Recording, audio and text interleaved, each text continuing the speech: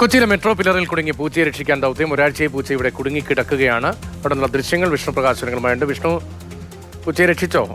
തത്സമയ ദൃശ്യങ്ങളിൽ ആ ദൗത്യം കാണുന്നു.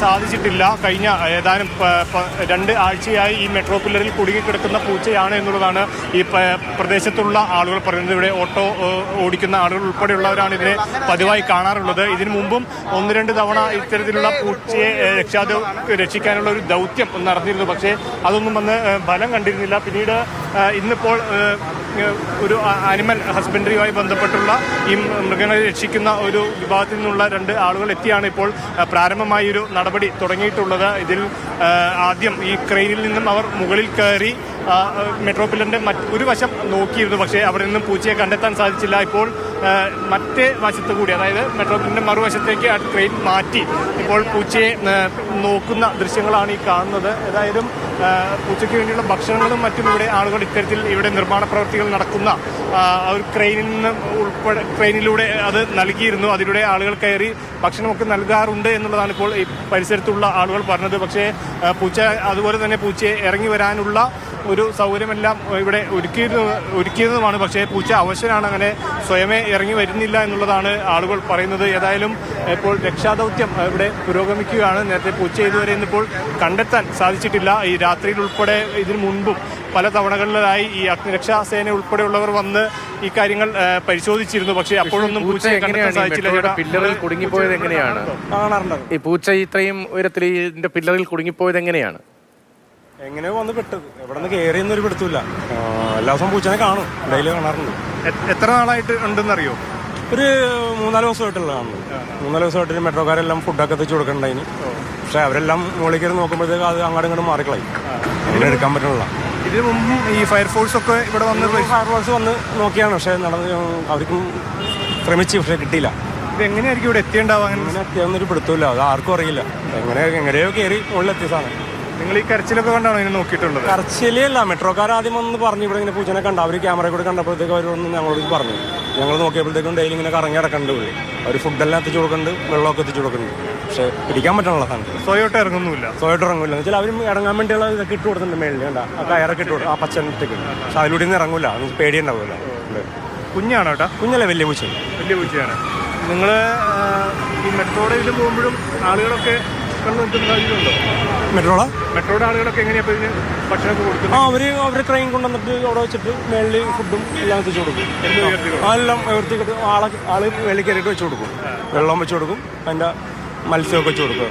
അപ്പോഴും പിടിക്കാനുള്ള ശ്രമം ഉണ്ടായിട്ടില്ല? പിടിക്കാൻ ശ്രമം നടന്നു, പക്ഷെ ആള് ചെല്ലുമ്പോഴത്തേക്ക് അവർ ഓടിക്കളയും. ഇപ്പൊ അവർ ചെയ്യണത് അത് നോക്കുമ്പോഴത്തേക്ക് അതിന്റെ ഉള്ളിലോട്ട് കയറി കളയും. അതിന്റെ ഉള്ളിലോട്ട് ആർക്കും കയറാൻ പറ്റില്ല. ചെറിയ ആൾക്ക് കയറാൻ വലിയ പാടാണ്, വേദിയില്ല. കാരണം ആൾക്ക് കയറാൻ പറ്റില്ല. അതുകൊണ്ട് അവര് പരമാവധി നോക്കി, പക്ഷെ അവരെ കൊണ്ട് പറ്റുന്നില്ല. അവർ ഡെയിലി വന്നെല്ലാം ചെയ്തു കൊടുക്കുന്നുണ്ട്. നോക്കട്ടെ.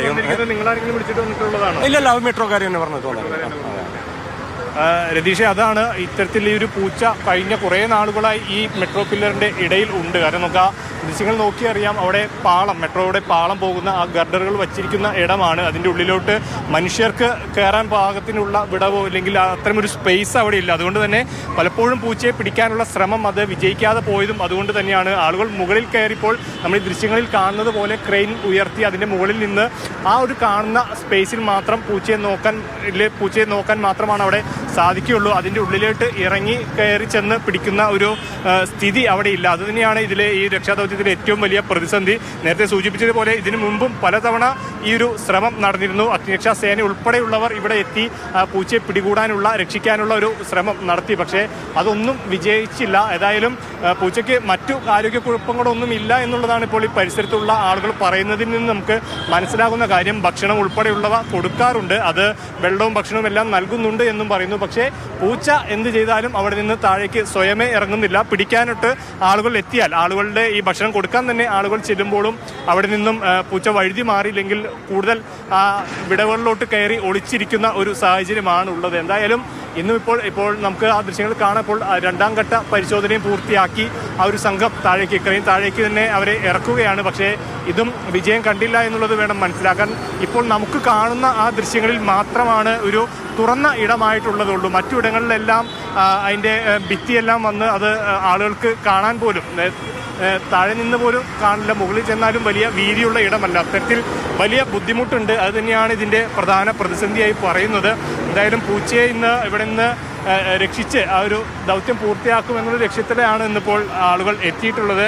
ഇനി വരും മണിക്കൂറുകളിൽ ഇനി മറ്റു വശത്തേക്ക് പോയി അവിടെ ഒരു പരിശോധന നടത്താനുള്ള ഒരു ശ്രമമാണ് ഇവർ നടത്തുന്നത് എന്ന് നമുക്ക് മനസ്സിലാക്കാൻ സാധിക്കുന്നുണ്ട്. കാരണം ഇത് ഈ പില്ലറിലൂടെ അതിന് മറ്റു സ്ഥലങ്ങളിലേക്ക് പോകാൻ കഴിയുമോ, അതോ സ്ഥിരമായി ഒറ്റ സ്ഥലത്ത് തന്നെയാണോ?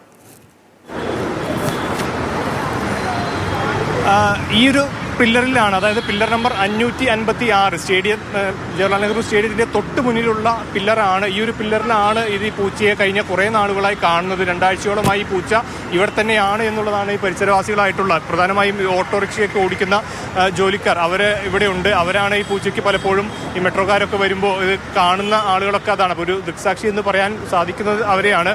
അപ്പോൾ അവർ പറയുന്നത് ഈ പില്ലറിൽ തന്നെയാണ് പതിവായിട്ട് പൂച്ച ഉണ്ടാവാറുള്ളത്. ഇവിടെ നിന്നും മറ്റു പില്ലറിലേക്ക് പോകണമെങ്കിൽ അത് താഴേക്ക് ഇറങ്ങിയതേ ഉള്ളൂ. ഇപ്പോൾ നമുക്ക് ആ നീളത്തിൽ 3 തൂണുകൾക്ക് നിരത്തി സമാന്തരമായി വെച്ചിരിക്കുന്ന പില്ലറാണ്. അപ്പോൾ ആ പില്ലറിൽ അവിടെ അങ്ങോട്ടും ഇങ്ങോട്ടും പോകാമെന്നല്ലാതെ മറ്റൊരു പില്ലറിലോട്ടോ അല്ലെങ്കിൽ മറ്റു വശങ്ങളിലേക്കോ പോകണമെങ്കിൽ താഴെ ഇറങ്ങിയേ തീരൂ. പക്ഷേ അങ്ങനെ പൂച്ച ഇറങ്ങാറില്ല, ഈ പില്ലറിൽ തന്നെയാണ് ഉള്ളത് എന്നാണ്. ഇപ്പോൾ ഒരു തൂണിൻ്റെ അവിടെ ആ ഒരു ഭാഗത്താണ് ഇപ്പോഴത്തെ പരിശോധന പൂർത്തിയായത്. ഇനിയിപ്പോൾ നടുക്കുള്ള റോഡിന് നടുവിലുള്ള പില്ലറിലോട്ടായിരിക്കാം ഒരുപക്ഷെ ഈ ഒരു പരിശോധനയ്ക്കായി ഇപ്പോൾ നേരത്തെ മുകളിൽ കയറിയ ആളുകൾ തീരുമാനിക്കുന്നത് എന്നാണ് നമുക്ക് കരുതുന്നത്. ഏതായാലും പൂച്ചയെ ഇതുവരെ കണ്ടെത്താൻ സാധിച്ചിട്ടില്ല. ഇനിയിപ്പോൾ എത്ര മണിക്കൂറുകൾ എടുക്കണം, അതുപോലെ തന്നെ അഗ്നിരക്ഷാ സേന ഉൾപ്പെടെയുള്ളവരുടെ സേവനം ഇവർ ചോദിച്ചിട്ടുണ്ട് എന്നുള്ള വിവരമാണ് നമുക്കിപ്പോൾ ലഭിക്കുന്നത്. ഏതായാലും പൂച്ച മുകളിൽ തന്നെ ഉണ്ട് എന്നുള്ളൊരു പ്രതീക്ഷയിലാണ്. ഇന്നിപ്പോൾ കയറിയ ആരും ഈ പൂച്ചയെ കണ്ടെത്താൻ ഇവർക്ക് സാധിച്ചിട്ടില്ല എന്നുള്ളതുമാണ് നമുക്കിപ്പോൾ ലഭിക്കുന്ന വിവരം.